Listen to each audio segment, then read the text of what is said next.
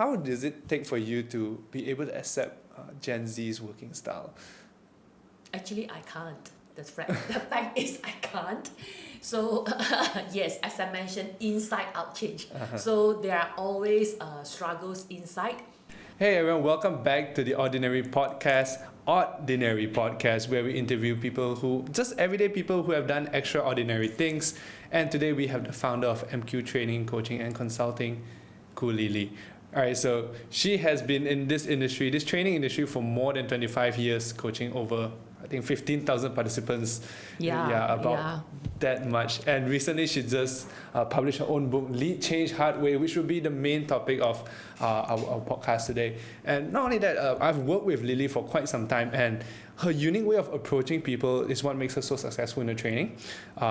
I, as a Gen Z, we actually talk about this a lot, about how we can actually cross generation, and how it's so nice to work with her because she understands how to empower and let me just do, while also, sometimes say, hey, you can't do this way, it's not right.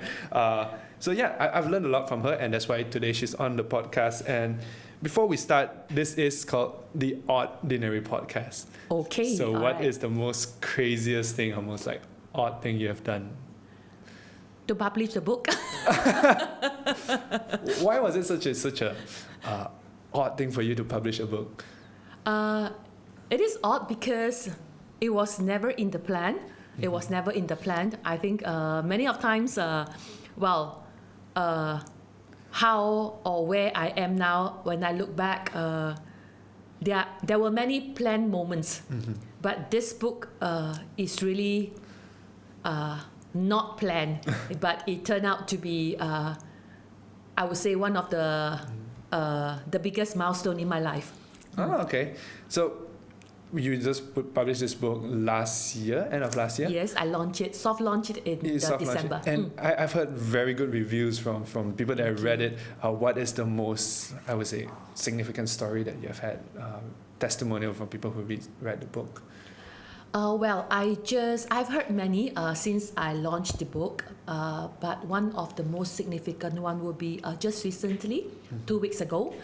One of my coaches was telling me this. She said, Lily, as I was reading your book, I felt as if you were talking to me. When I'm down, I flip to any pages of the book, and I found answers myself. And she also mentioned something like, this book is kind of like alive. So that makes me really feel very good that I don't see the person, but the book is representing me to talk to many people out there. Yeah, I think when you mentioned about lead change hard way, what is it that actually allows you to talk to people that you don't even meet? Like there's this kind of people that, how do you talk to their heart? I mean, this book is called Lead Change Hard Way. What inspired you to write this book, and what was the thought process going through that, hey, how can I, or was it a thought process at all that say that how can I reach out to these people? Yeah, I think the book started with me having many pieces of artworks which I produced during the pandemic time. And with all these pieces of artworks I have, and being a change strategist and coach, I look at it and I said, hey, how else can I optimize these artworks I have and to touch life? Because in my work we use a lot of our cognitive ability for people to understand, to learn. So everything or most of the things I train in class, I talk to people, I talk to corporate leaders. There must be a framework, there must be steps, there must be whatsoever in a hard HARD way where people can see the ROI. But when I produce all these artworks, I realized this could be another way I could connect with people, not through the cognitive ability of people, but through the heart, using art.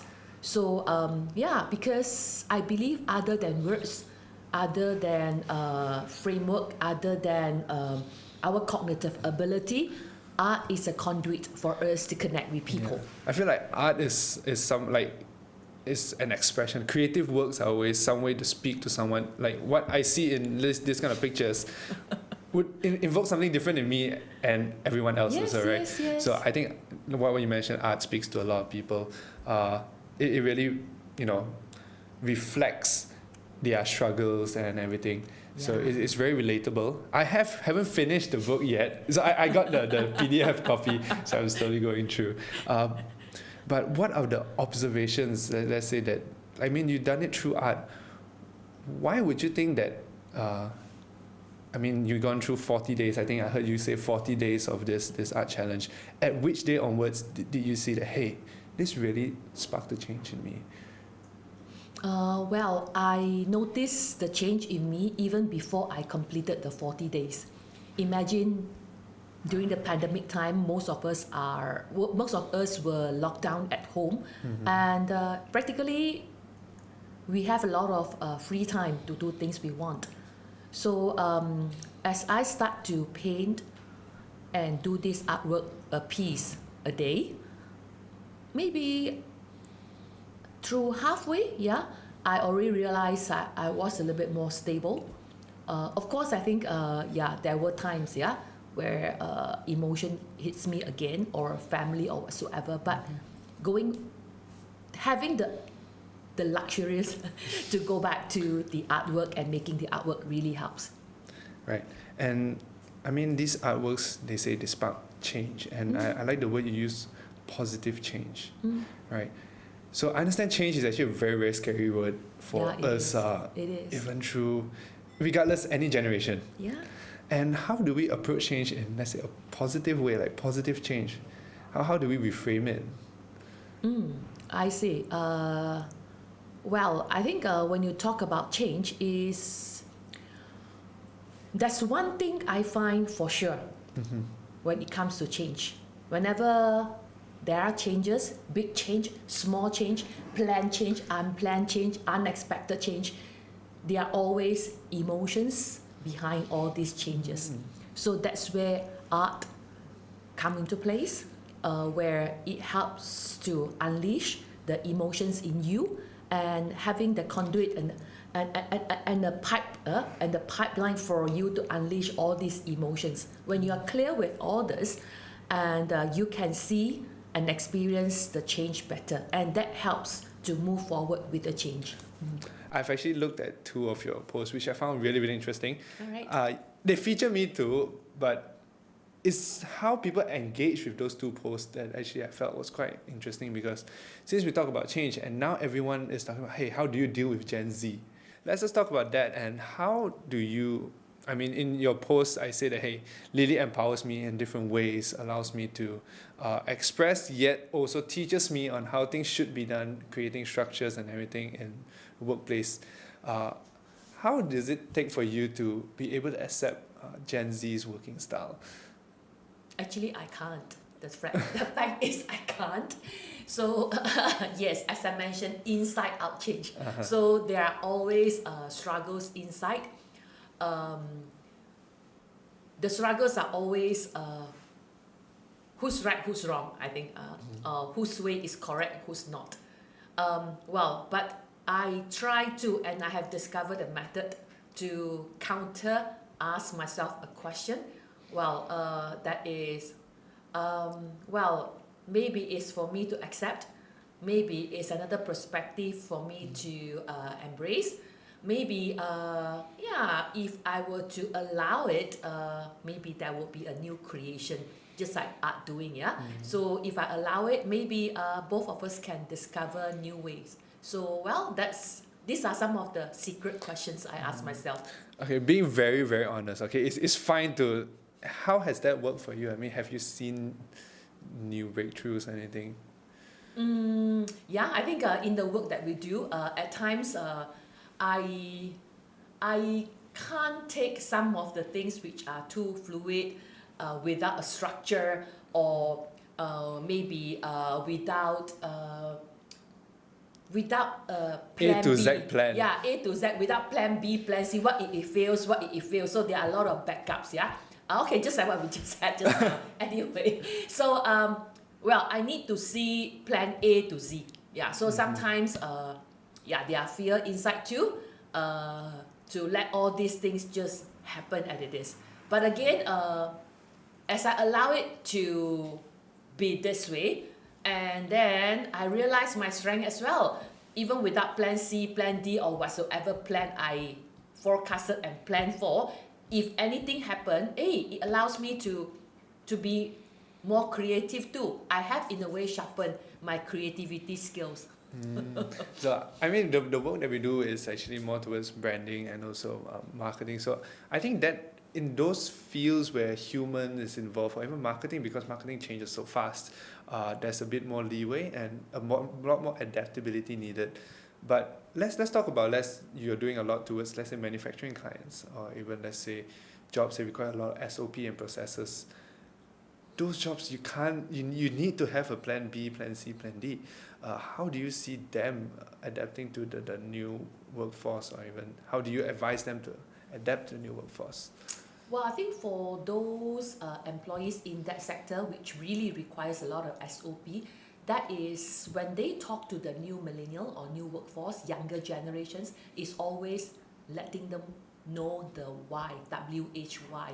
Yeah, many of times I would say Gen X or baby boomers come from an era where it is very top down, very instructional giving, and in those era, accepting what your boss tells you is my way or the highway. Yeah, exactly, and they accept that kind of way, and that is also how they communicate to the younger generation. So oftentimes I find, it's nothing wrong with SOP. It's nothing wrong with SOP. It's the way they communicate. So remember, whenever you communicate the SOP, there must be a why that you need to tell the younger generation.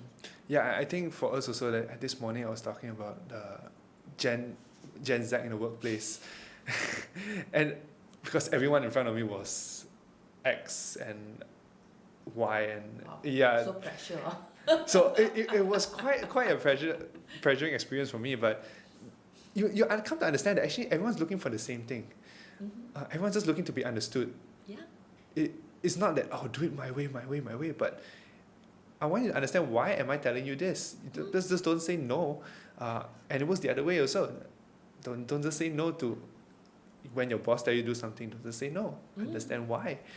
And that really helps to bridge the gap across generations. And I know some of them, like you guys make it by traditionalists, Gen X, Gen Y. Some of them might be still in that mindset of my way or the highway. And they are not going to change. If your boss is someone like that, how do you advise someone to, adapt to that kind of boss, or what would your advice be? Well, I would say go by the heart way again, HEART this time. Well, no matter whatever generations we are from, somehow we are human beings. Biological term is called Homo sapiens, which we all have heart, right? So meaning to say someone, whatever generations, it could appear to be heart, HART outside, but still there is a HEART inside. So one of the ways to work with bosses like that is to go down to the level, not heart to heart, HARD way, but HEART way to the HARD way. So win their heart, and they will slowly melt down in a sense, because sometimes being hard is one way for surviving. It's a defense mechanism. Exactly, it is a defense mechanism. They need to be HARD in order for them to survive all these years. So now you're telling me, hey, my HARD way is incorrect. That's impossible. So in order for us to go into their HEART and bypass the HARD, we need to go the hard way. I mean, just put this one more thing, like previous generation always say that we as Gen Z, we want to get paid, but we don't want to work. That's very, very common. And the counter argument to us is, if we can do a 5 days work in 4 days, why do we need to spend the 5th day in the office? You're punishing me for my inefficiency. And I see the argument on both sides. If I'm going to pay you, I want to see something qualitative. Is it quantitative? Quantitative. I need to see you work 5 days, this many hours. But we are looking at a qualitative. how does organization work around that? Because HR structures or even like say payroll operations are not meant to measure qualitative work so much, but more quantitative work.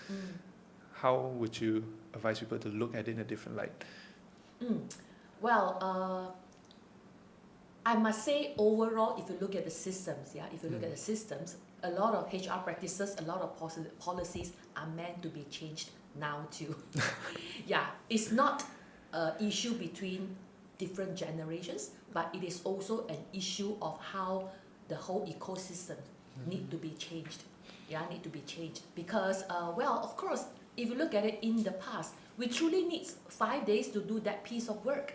But now with AI and with a lot of technologies, we can actually shorten it. The same work, you actually don't need that much of time to complete it. Correct, so it is for the older generations to realize that, and also for the whole system, for the whole organization, for the whole whatever you call it, macro system, to recognize that. And because with that recognition, it is also for everyone.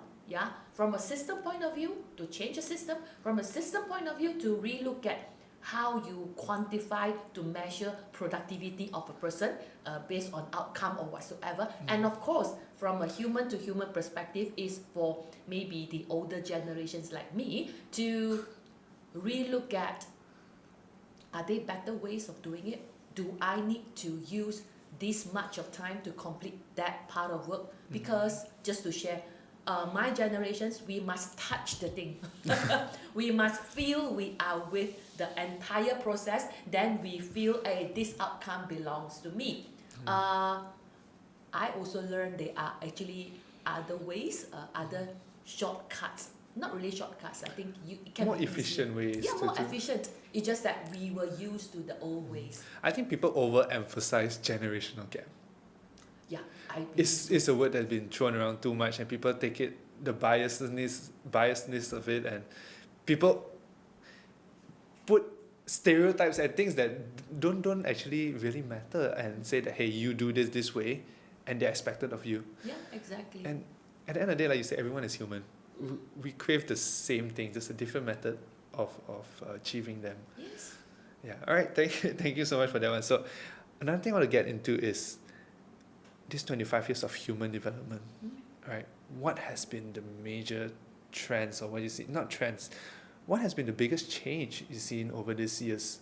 Like, I understand as the years go, culture change, technology change, but what are things that are still the same, and what are things that has really changed and we need to embrace? Well, I think the things that have changed is certainly, I think, like you said, in terms of time. Time is moving faster now, and also there are many ways, as we mentioned just now, that we can save a lot of time. So and the way we work certainly change. But as I mentioned just now, things that have not changed will be our longing for peace, our longing for humanity, our longing for happiness. Just that we may have different ways to achieve or enjoy that peace, happiness that we all long for, but we all long for the same thing. So I see this part is still the same. Right. Talk about your book, Lead Change Hard Way.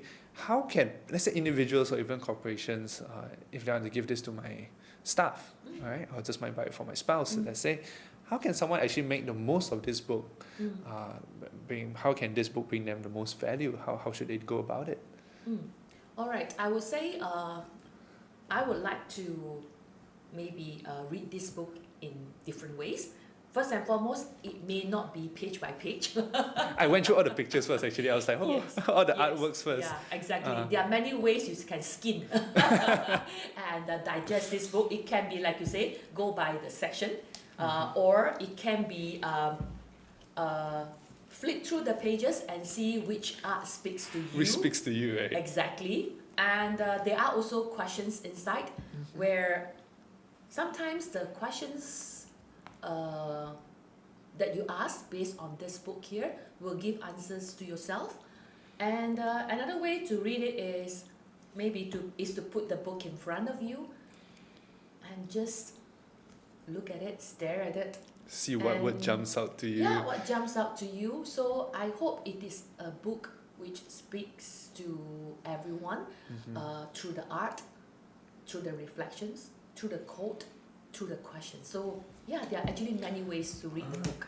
I would say maybe one thing I'm trying to see whether this works after I finish your first initial round of reading. The second one I want to try is if I use this as a journal, and every day I use this as reflections to my daily life, how would it work? And so probably that's one way you can do it. And Yeah. let's just see if you say let's just open one page and see what comes up. So that's a lucky page. A new self-care routine. All right. Oh wait, on the left it says guilt. Yeah. You must be feeling guilty for the mistake you made just now. What are your tips on managing guilt? That page speaks to you. Yeah, that speaks. Yeah, so it speaks on different levels to different people. And the next one is the self-care routine. What makes your self-care routine stick? So I think this is one. As I went halfway, I felt like hey, this could be one way to actually read through the book. Yes. And yes, personally myself, I found 3 ways to read through the book. Yes. Those readers who actually feedback to me, they say the same thing. Yeah. And some of them flip through the pages and they mentioned there are particular pages which they like and they just maybe reread it because it's very simple reading. They reread it many times. And every time as they read it, they discover something new. Correct. Yeah. So, yeah. All right. Before we end, what are some projects or initiatives that you are actually looking forward since you've launched the book? Right? Is there any advocacy you're trying to do, or that kind of sorts? Well, I plan to launch my second book. So this one is planned. It's not a. Oh yeah, you're right. This was unplanned. This was unplanned. Yeah, so now I'm planning with the feedback I get from different people from different profession. It gives me light. Yeah, it gives me new light as to how else I could connect with people. Another area that I'm looking at is maybe to use this book to do more speaking work so that I can reach more people out there. These are the 2 plans I have in mind now. Imagine going on TEDx. TED Talks to just talk about, because I think this is a very, very good book. I was surprised. I was actually really surprised because the first time I got it, I was doing marketing work. I look at the pictures, and every time I revisit the book, there's different ways of looking at it. I'm always surprised by that. So that's very interesting from a book perspective, because I always think of books as writings, as words and words and words and words. Yeah, exactly. And especially for my profession, I'm a trainer, a coach, and a speaker. And in our work, we train people on how to. Even when I talk to the clients for any projects that we do, at the end, what's the ROI, what's this, what's that? So they must have something really, really practical and hands-on and be able to apply. So if many people were surprised, they thought the first book I'm going to launch going to be a how-to book. That means step 1, step 2, step 3, and it will be a self-help how-to book on change. Step 1, how to change. Step 2, how to change. I'm glad I took a different path. It's a self-help book. You help yourself. Yes, exactly. You're right. That's the word. Yeah, self-help book. Yeah, you help yourself. Yeah, answers are within you if you go inside. All right. Thank you so much. Before we end, what's the best way to get this book? Well, I think this book is now available through the link, which I can share with your link. Inside. Yeah, and also another way, good news. It is available now on Amazon for international market. So, you can actually log on to Amazon and look for the book. How much does it cost on Amazon? 18 USD. What about local? Let's say I'm a Malaysian. What's the best way to get it? For Malaysian, go to iHub. There's a link, as you mentioned just now, and it will be retailed at 75 ringgit. How's the conversion? Which one is cheaper? It's about the same. It's about the same. The Asian, if they get the best deal, okay. Always get the best deals. All right, thank you. Conversion keep changing, Hey, thank you so much for your You're time. most welcome. And see you guys in the next episode. Thank you.